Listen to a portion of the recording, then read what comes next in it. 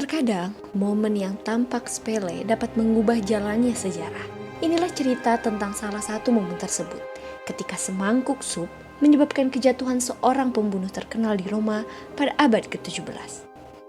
Cerita ini tidak dimulai dengan semangkuk sup. Sebaliknya, cerita ini dimulai dengan patriarki yang tak terkendali. Pada tahun 1633 di Italia, kekuasaan yang absolut di tangan pria seringkali menyebabkan wanita mengalami pelecehan tanpa batas. Mereka tidak memiliki posisi dalam masyarakat dan hanya memiliki sedikit kesempatan untuk memperbaiki kehidupan mereka.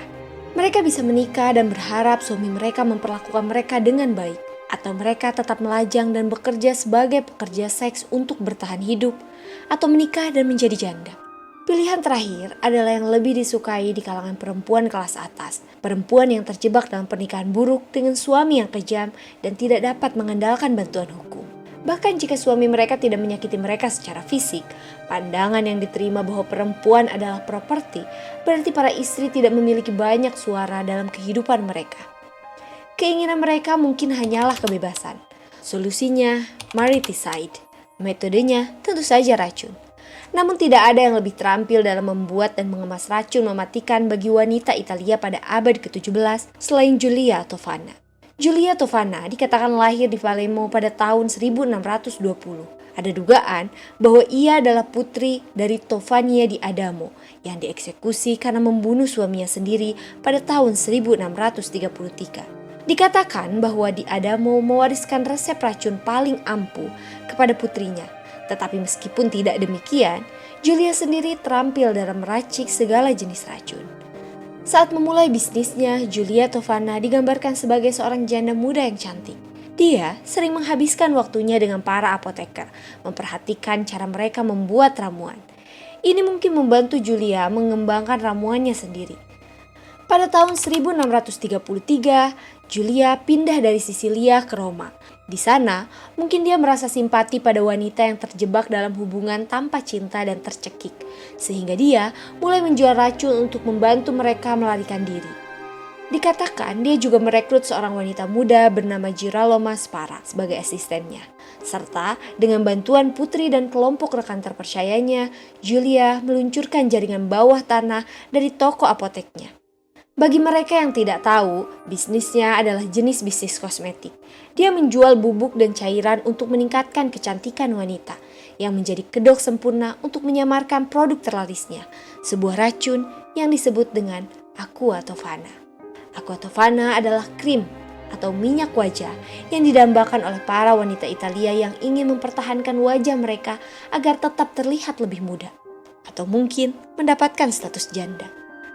Produk ini dikemas dalam botol atau kotak bedak yang sering diberi label sebagai Mana of Santa Nicholas of Bari, salep penyembuh yang populer untuk noda. Aqua Tofana mengandung beberapa bahan yang sama dengan kosmetik rias pada saat itu, yang membantunya menyatu dengan meja rias. Komposisi kimianya terdiri dari arsenik, antimon, dan timbal. Catatan lain dari abad ke-17 mencakup penambahan sublimat korosif, istilah kontemporer untuk merkuri klorida. Campuran bahan kimia ini jika diberikan dalam dosis yang cukup akan berakibat fatal dalam waktu sekitar 3 hari. Daya tarik besar Aqua Tofana sebagai racun adalah karena arsenik tidak berasa dan hampir tidak terdeteksi pada abad ke-17. Pada zaman di mana studi toksikologi relatif terbatas, tidak ada yang tahu atau bisa memastikan bahwa korban telah diracuni. Keistimewaan lain dari Aqua Tofana membuatnya sangat terkenal adalah bagaimana racun ini membunuh korbannya. Dosis pertama biasanya diencerkan dengan cairan, menyebabkan kelelahan dan kelemahan fisik. Dosis kedua menyebabkan sakit perut, muntah-muntah, dan disentri. Dosis ketiga atau keempat mengatasi sisanya. Racun dan metode pemberiannya membuat para dokter dan penyelidik percaya bahwa kematian tersebut disebabkan oleh penyakit yang tidak diketahui. Racun tidak terdeteksi, pelaku bebas dari kecurigaan, dan bisnis Giulia berkembang pesat. Sulit untuk mengumpulkan rincian tentang kepada siapa Giulia Tofana menjual racunnya dan untuk siapa orang-orang ini menggunakannya. Namun rincian dari akhir tahun 1650-an selama masa persidangan, beberapa rekan Tovana mengungkapkan bahwa orang-orang dari berbagai lapisan masyarakat Romawi membeli aqua Tovana dari tahun 1630-an hingga 1650-an. Banyak dari mereka yang berasal dari kalangan miskin dan kelas menengah di kota, tetapi beberapa juga memiliki hubungan yang kuat dengan masyarakat Romawi. Sebagai salah satu contoh adalah istri Duke of Cherry, seorang bangsawan Romawi berpangkat tinggi, dikatakan telah meracuni suaminya. Namun aspek-aspek dari pengadilan pada masa ini disembunyikan untuk melindungi beberapa individu yang secara sosial menonjol di Roma dan di dalam gereja dari skandal tersebut. Kisah The Church of Cherry bukanlah hal yang biasa. Dia tampaknya telah membeli dan menggunakan aqua Tovana pada suaminya sebagai cara untuk melarikan diri dari pernikahan tanpa cinta dengan pria yang jauh lebih tua. Kisah ini merupakan gambaran bahwa orang-orang seperti dia mungkin merupakan bagian penting dari basis klien Giulia Tovana. Dalam masyarakat di mana misogyni adalah norma mutlak dan kekerasan dalam rumah tangga tidak jarang terjadi, wanita tidak memiliki banyak cara untuk menentang pernikahan yang sangat tidak bahagia melalui cara hukum apapun. Oleh karena itu, tidak mengherankan jika banyak wanita di awal masa modern Italia beralih ke peracik racun seperti Giulia Tovana untuk membantu mereka keluar dari situasi sulit. Pandangan bahwa salah satu penggunaan utama racun seperti aqua Tovana pada masa modern awal adalah agar para wanita dapat melarikan diri dari pernikahan penuh kekerasan, didukung oleh fakta bahwa perdagangan racun sangat didominasi oleh wanita. Catatan yang tersedia meskipun tidak lengkap menunjukkan bahwa Tovana menjual sebagian besar produknya kepada para wanita yang ingin meracuni suami mereka. Namun skala pasti dari bisnisnya tidak jelas.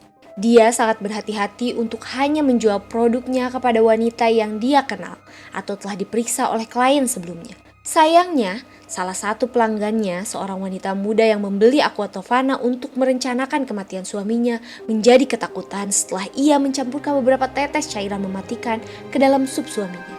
Ia panik dan memohon agar suaminya tidak memakannya, dan secara tidak sengaja mengungkapkan kegiatan kriminal Giulia dan kaki tangannya. Sang suami memaksa istrinya untuk menyerahkan Tovana dan jaringan peracun lainnya kepada polisi. Giulia yang saat itu dicintai oleh orang-orang, terutama para wanita baik yang berkuasa maupun yang miskin yang telah dibantunya, mendapatkan kabar tentang surat perintah penangkapannya sebelum pihak berwenang datang. Dan ia diberi perlindungan oleh gereja setempat. Namun, desas-desus mulai menyebar bahwa dia telah meracuni pasokan air kota dan pemerintah mulai mengambil tindakan serius, menangkapnya dan membuatnya mengalami penyiksaan yang mengerikan. Giulia mengaku telah membunuh lebih dari 600 orang dari tahun 1633 hingga 1651 di Roma. Meskipun jumlah tersebut bisa jadi lebih rendah atau lebih tinggi, karena pengakuannya dilakukan di bawah tekanan, diyakini bahwa Tovana dieksekusi di Campo de' Fiori di Roma pada tahun 1659 bersama dengan putrinya dan beberapa rekannya yang paling terpercaya. Lusinan wanita kelas bawah dieksekusi setelah terungkap bahwa mereka telah menjadi pelanggan Tovana. Sementara banyak wanita kelas atas dipenjara dan dibuang karena keterlibatan mereka dalam skema tersebut. Yang luar biasa dari warisan Tovana adalah bagaimana ia menjadi semacam cita rakyat yang terus muncul sepanjang sejarah. Bukti kekuatan racunnya secara langsung mempengaruhi A Fire of the Poison di Prancis pada abad ke-17 yang mengarah pada kebangkitan La Révolution dan percobaan pembunuhan Raja Louis ke-14. Bahkan komponis terkenal Wolfgang Amadeus Mozart diranjang kematiannya diduga menyalahkan penyakitnya yang tiba-tiba dan misterius pada ciptaan Giulia Tovana. Ia berseru, "Saya yakin bahwa saya telah diracuni. Saya tidak bisa melepaskan diri dari pikiran ini. Seseorang telah memberi saya aqua Tovana dan menghitung waktu yang tepat untuk kematian saya." Dan mungkin jika racun adalah benar-benar merupakan senjata wanita, tidak ada yang menggunakannya seperti Giulia Tovana. Dan bagaimana pendapat Anda mengenai Giulia Tovana? Tulis pendapat Anda di kolom komentar.